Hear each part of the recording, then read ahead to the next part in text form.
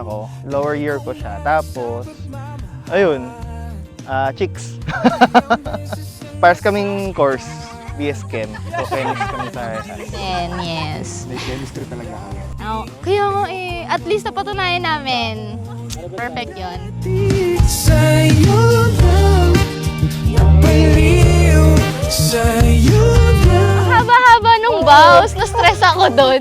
Kasi nag-prepare ako, pero yung yung na-type ko lang pala yung kalahati. Tapos nung dadagdagan ko na siya, parang nawala na sa Parang bigla na nag-recall lahat. Charot. Sa'yo lang ako naging ganito. Tingnan mo, at least natatakloban ka. Naiisip kita, nabibitin lang. From then on pa lang, 7-8 years ago, alam ko siya na talaga yung pakakasalan ko, ganyan. Siya naman talaga yung gusto ko. Oxygen. Ay! Kinilig sila. Siyempre, siya yung bawat paghinga. Ay! Napaliw sa'yo lang, nagkaganito sa'yo naramdaman. No, Ray-Ban, sana all. Doon ako titingin, hindi ko kamukha yun. Pogi daw, tingin daw sa Pogi.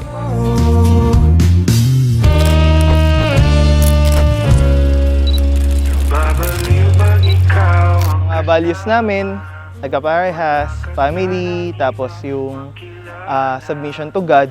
So sa akin kasi, ako ever since, maloko man, pero yung faith ko kay God, andun talaga. Sa'yo lang. Medallion. Ay, tama ba? Medallion yung tawag dito. Wow, thank you, honey. Teka muna. Thank you, Han. Sobrang na-appreciate ko. Alam mo yung favorite ko. Napaliw sa'yo lang, nagkaganito sa'yo naramdaman na puso ko mahal.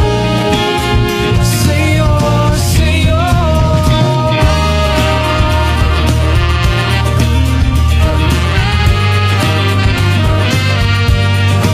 Sa'yo naramdaman na puso ko mahal. Sa'yo, sa'yo lang ako naging ganito. Dear precious honey, ito na. Pinaghandaan ko na tong vow. Napaghandaan ko na siya this time. And I have a lot of things to say. I had a lot of things in my mind. Pero syempre, hindi pwede yung lahat masabi. Kasi ayun, kulang yung paper, kulang yung A4 eh. I'll keep this concise and somehow straight to the point. Pero syempre, I'd like to highlight some of our golden memories, those we have in the past 12 years. So, wow. Hala. Sabi ko, hindi ako iyak. Kusana sa'yo. Hi, Han. Eto na unang letter ko sa'yo. Sabi ko naman sa'yo, worth it ang paghintay mo sa letter na to. I'm sorry if you waited this long kasi I wanted to make it perfect. And God will it today. And God makes it perfect in His time. I want this letter to be special. And in this letter, I will tell our story. Ano lang naman ang pinaka gusto ko sa kanila.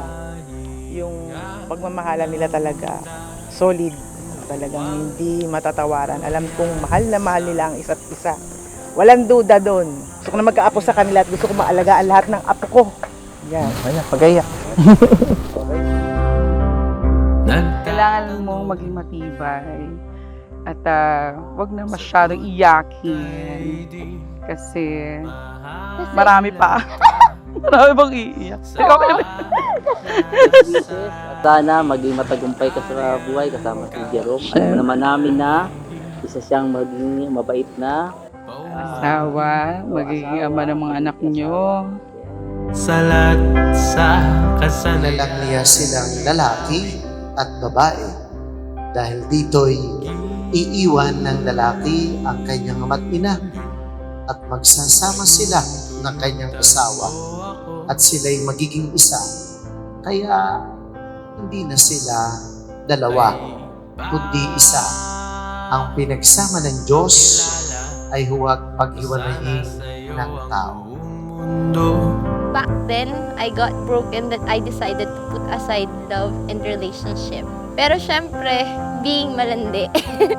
But seriously, God literally sent you to me. Since day one actually, or negative, before pa, you were there helping me out. Balagtasan na 12 years ago, meron tayong event sa QC Circle. Naalala ko, sabi mo, Kuya, nawawala bola ko. Unang usap natin, alam ko, ikaw na agad yung pinagdadasal ko sa Diyos. So now, for the vows, ito pa lang talaga yun. I vow to be yours and only yours till the end of time.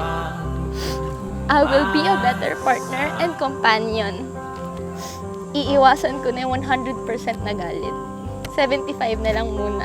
Hanggang sa maging wala na talaga. Zero na yon at papakinggan na kita at susundin. But eventually, it will all be 100% before we have Lupe.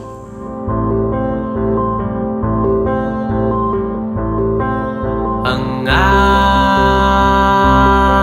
aking hangganan ay ipapamalas ko sa'yo. I promise to be the best husband to you and best father to our future children.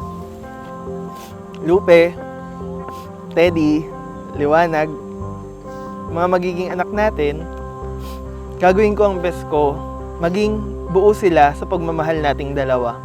Lahat na natutunan natin kila Papa, kila Daddy, lahat ng mabubuting example nila, gagawin ko tulad ng pagmamahal nila sa'yo, tulad ng pagmamahal nila sa akin. Kinig,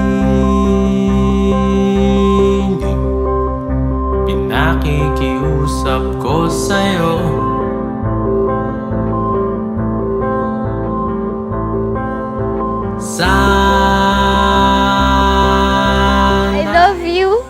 I love you so dear, more than words and 3 matchsticks. We have God in between us. Love, your wife, Sam.